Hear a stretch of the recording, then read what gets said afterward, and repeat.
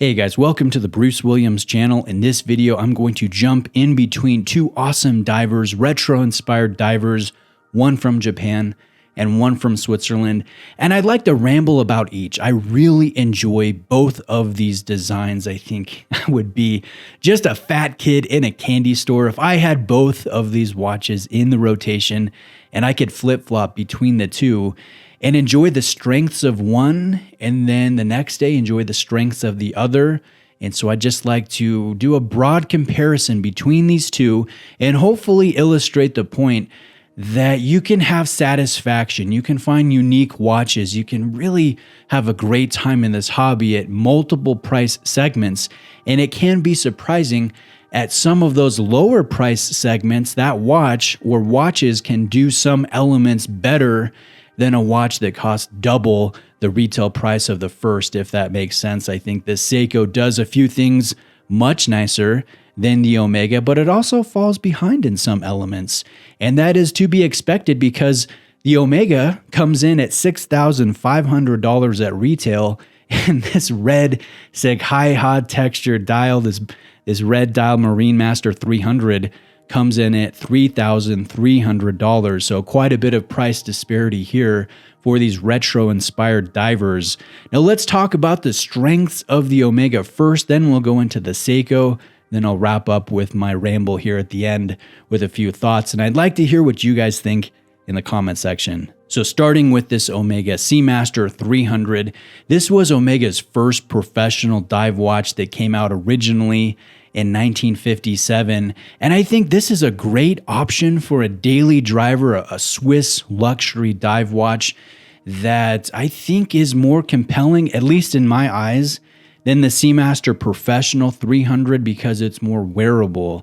It doesn't have the ceramic dial, it doesn't have the ceramic bezel insert, it doesn't have the lyre style lugs. This is pre-lyre style. This is the angular case shape that I think has a retro charm to it. I love that lollipop seconds hand.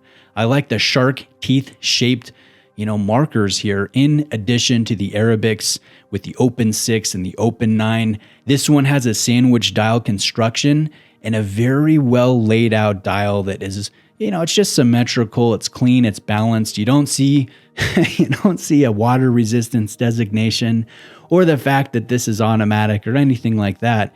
It's just Omega, Seamaster 300, and Swiss made. At first glance, this looks like a basic retro-inspired luxury watch that might come in some watch enthusiasts' eyes as overpriced. Like, Bruce, what am I getting here for $6,500? But it's upon closer inspection and reflection that you notice, hey, this finishing is really sharp. This bracelet tapers. This is a very nice bracelet. You do have the quick adjust system in the clasp. You do have a loomed bezel insert, which is surprising because this is not a ceramic bezel insert, which is generally the material that you find a loomed bezel with. So this one kind of messes with you to a degree, but then you have the bitone loom. You have the broad hour hand. You have an open case back where you can see an absolutely lovely 8912 caliber, a Metis certified movement, a chronometer that carries 60 hours of power reserve held in twin barrels. It has coaxial movement architecture. We have a silicon hairspring, a free sprung balance. We have variable inertia regulation system for regulating the movement. The movement has a very beautiful machine finished arabesque pattern that you can see through the exhibition crystal. The best part about this movement, apart from it being accurate, reliable, robust, anti-magnetic, is the fact that you have the time zone feature, the jumping hour. I love that. That is my favorite of the practical or common complications. So you take everything into effect, the heritage, the design, the wearability, the loom, the movement, the adjustability, and it just becomes a very strong watch from Omega that is compelling in my eyes. But again, you got to pay the premium for a great daily driver with the retro design elements, $6,500. Now let's take this in mind and compare it to a watch that comes in, half the retail price. the red dialed Marinemaster 300 with that incredible Seghaiha texture dial, one of the very best handsets in the business for a dive watch. I absolutely love this design, its shape, and how exquisite it is with the graining, the brushing, and that ever so slight polished edge, that beveled edge to this handset. It's one of the best in the business for sure. It works well with these massive applied markers, deep filled with LumiBrite.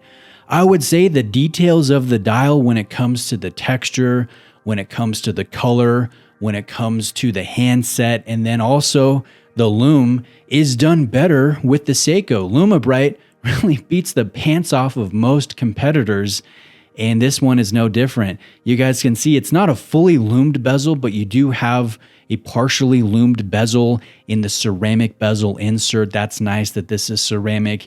And I would also like to mention that your sapphire crystal here, although it is very deep and the watch is tall, you really see the height of this on wrist.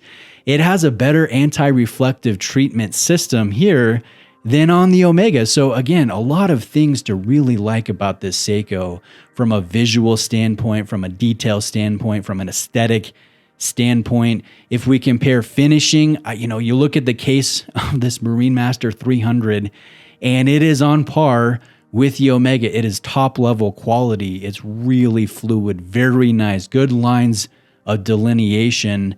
And I think there's just a strength about this Japanese diver design that had its inception back in 1968. Now this one technically is a limited edition with a special box of presentation kit that comes with included cufflinks that match the red Seghaiha pattern on the dial. And I think that is both absolutely ridiculous and absolutely awesome. You could never, without a silly grin on your face, wear a Marinemaster 300 in a formal situation with a French cuff shirt. I mean, you just couldn't pull it off, right? But the fact that it is included, I think is great. I really do. It's adding to the experience. I like the exclusivity factor here with this limited edition. I like the fact that Seiko went very bold with the color. You don't see red, you don't see burgundy very often, and especially in a professional dive watch. And I think this again is very fitting. So a lot to like, but it also falls behind the Omega in a couple avenues here. It's bigger, it's tall, it's top heavy. It doesn't make a great daily driver. The wearability comes into effect because this is 222 grams on the full bracelet.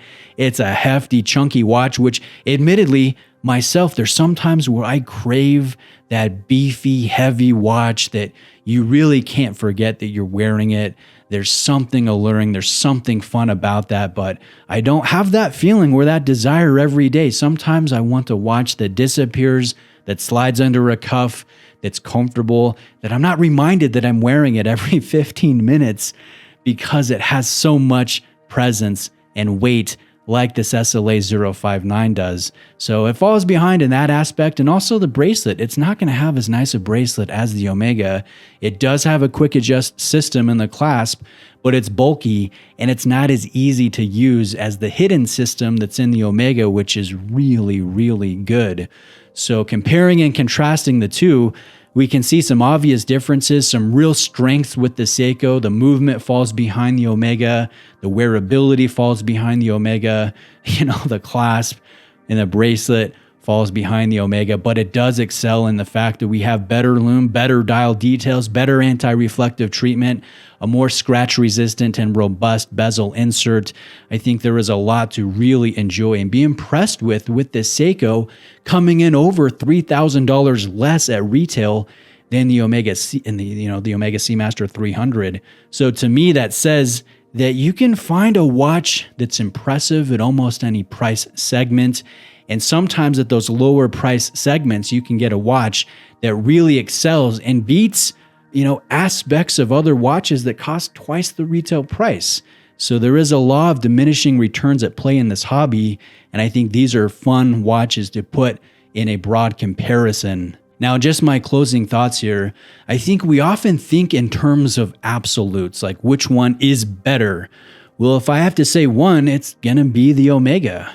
but it doesn't do the broad comparison any justice. It's so oversimplified. There's so much more nuance to a look between the two that it's not fair to just say, hey, this one's better because it's more expensive. Sometimes that's not always the case. But what generally is the case for a lot of us is we are limited sometimes with our budget. I would like to buy both, but do I want to spend $10,000 on two dive watches that are pretty similar in concept, retro-inspired divers that are very compelling and very unique?